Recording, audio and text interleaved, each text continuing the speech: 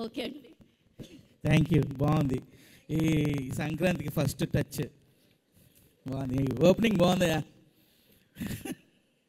వచ్చిన మీడియా అతిరథ మహారథులకి అందరికీ కూడా. అయితే ఈ సినిమాకి అన్సు లాంటి ఎప్పుడో నేను యంగ్స్టర్గా ఉన్నప్పుడు లేదా నా చిన్నప్పుడు నాకు గుర్తులేదు, మన్మధుడు సినిమా చూసి ఏంద్రా ఈ అమ్మాయి ఈ లడ్డులాగా ఉంది అనుకునేవాడిని. అప్పుడు ఆ అమ్మాయిని చూడడానికే మన్మధుడు సినిమాకి వెళ్ళిపోయేవాళ్ళం. మూర్తి గారు కరెక్టేనా? మూర్తి గారు, ఈ అమ్మాయి అనకాపిల్ల మనం అమ్మాయిని చూడడానికే ఓ రేంజ్లో ఉండేది బాబు. మీకు తెలియకపోతే ఒకసారి పెట్టి చూడండి, నెక్స్ట్ లెవెలే.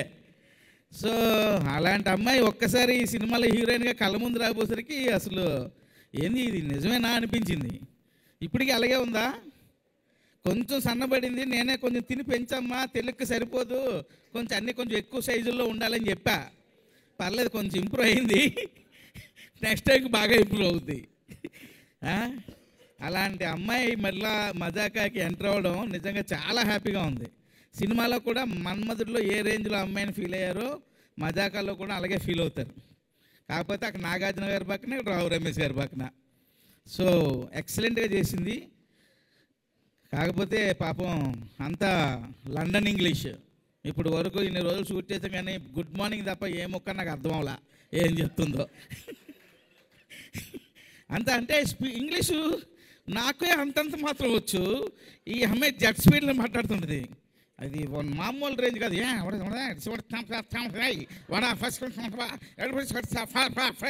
అంటుంది. ఏంట్రా ఏం చెప్పింది ఈ అమ్మాయికి? సీన్ ఏం చెప్పాలి? ప్రసన్న గారు డైలాగ్ చెప్పండి చాలు, నా పని నేను చేసుకుంటాను. అలాగే పని చేసాం.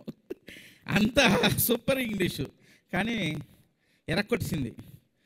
ఆ తర్వాత మా సెకండ్ హీరోయిన్ పేరు వాటరమ్మా, పేరు రీతు వర్మ, కరెక్ట్ కదా? ఎస్, రీతు వర్మ. సో రీతు వర్మ ఎలా సెలెక్ట్ చేసామో తెలుసా అబ్బాయిలు? ఈ అమ్మాయి ఎలా ఉండాలండి అన్నారు ఎవరు, రాజదండ. కొత్త గోప్ పగిలిపెట్టేట్టు ఉండాలండి, అలా ఇలా చూస్తే ఏంద్రా ఇదే కొట్టేటట్టు ఉంది కదరా అన్నట్టు ఉండాలండి అని అనుకొని అప్పుడు అమ్మాయిని సెలెక్ట్ చేసాం. అంతేనా? ఏదో చెప్పు, అంతే, కరెక్టే. సో నిజంగానే ఈ అమ్మాయి పేరు, నేను జోక్ చేయట్లేదు, నిజంగా ఆ పిల్ల పేరు నాకు గుర్తురాదు కరెక్టే కదా? కరెక్ట్. అందుకే కారణం సార్. So excellent. కానీ ఇద్దరు చూడండి తాటి చెట్లలాగా ఎంత పొడవున్నారు హీరోయిన్లు ఇద్దరును. ఎందుకు సెలెక్ట్ చేసాం? వాళ్ళిద్దరికన్నా పొడవు ఉన్నాడు మా హీరో సందీప్ కిషన్. సో సందీప్ గారు ఎన్నోసార్లు సందీప్ గారు నేను సినిమా చేద్దాం ఎప్పటి నుంచో, మేము వయసుకు వచ్చాం సినిమా అప్పటి నుంచి. ఆ తర్వాత అలాగ భగవంతుడి దయ వల్ల ఒక్కొక్కటి స్టెప్ బై స్టెప్ ఎత్తుక్కుంటూ వెళ్ళిన తర్వాత మరలా ఈ సినిమా సందీప్ గారు అడిగిన ఒక్క క్షణం కూడా ఆలోచించలా. ఎందుకంటే పాపం ఎన్ని సంవత్సరాల కళ అయింది ఈ సినిమా చేయాలని. సో ఈ టైంలో నేను నో చెప్పడం కరెక్ట్ కాదనిపించింది. నేను ఒక గుడికి వెళ్తుంటే రావు రమేష్ గారిది ఒక సింగిల్ పోస్టర్ పడింది, ఒక సోషల్ మీడియాలో చూసా. రమేష్ గారు హీరో అయిపోయారు సార్ అన్న.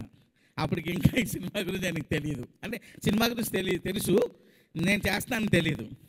అవునా సార్ అంటే, అవును సార్ హీరో అయిపోయారు, మనం సినిమా చేస్తున్నాం సార్. ఆ గుడి దగ్గర నుండి ఫోన్ చేశా, చాలా హ్యాపీగా ఫీల్ అయిపోయారు. సో ఎనీహో ఈ మజాకా సినిమా నిజంగా ప్రసన్న గారు ఇందాలు చెప్పినట్టు అదే దాని అంతటా అదే వెళ్ళి అందరినీ పిక్ చేసుకుంది. రమేష్ ఇట్రా అమ్మా, లండన్లో ఏం చెప్తాను ఇట్రా, నువ్వేంది నీ గోలేంది ఇట్రా అని చెప్పి సందీప్ గారిని అందరినీ ఒక్కొక్కరిని పిక్ చేసుకొని అది మజాక లాస్ట్ అండ్ ఫైనల్గా ఎక్కడరా నా కొడక అని చెప్పి నన్ను ఒక్కదాన్ని గేమ్లోకి తీసుకొచ్చింది. సో ఎందుకంటే అందరికన్నా మజాకా ప్రాజెక్ట్లోకి లాస్ట్ వచ్చింది నేనే. సో అలా ఈ సినిమా స్టార్ట్ అయింది. తమ్ముళ్ళు చెప్తున్నా, ఏమి ఎగురుతాయి? సీట్లు ఎగురుతాయి. సీట్లు కాదు, ఆ గేట్లు పగులుతాయేమో అని డౌట్ ఈ సినిమా రేపు రిలీజ్ అయిన తర్వాత. అంత కామెడీ ఉంటుంది సినిమాలో, ఎక్సలెంట్గా ఉంటుంది. ఎవ్రీ సీన్ ప్రసన్న గారు ఎరక్కొచ్చారు, డైలాగులు ఒక రేంజ్లో రాసేసారు ఆయన. సో ప్రతి సీను అది ఇదని లేదు. అలాగే ఎమోషనల్ సీన్స్ కూడా రావు రమేష్ గారు, అంశు గారు ఒక సీన్లో యాక్ట్ చేశారు.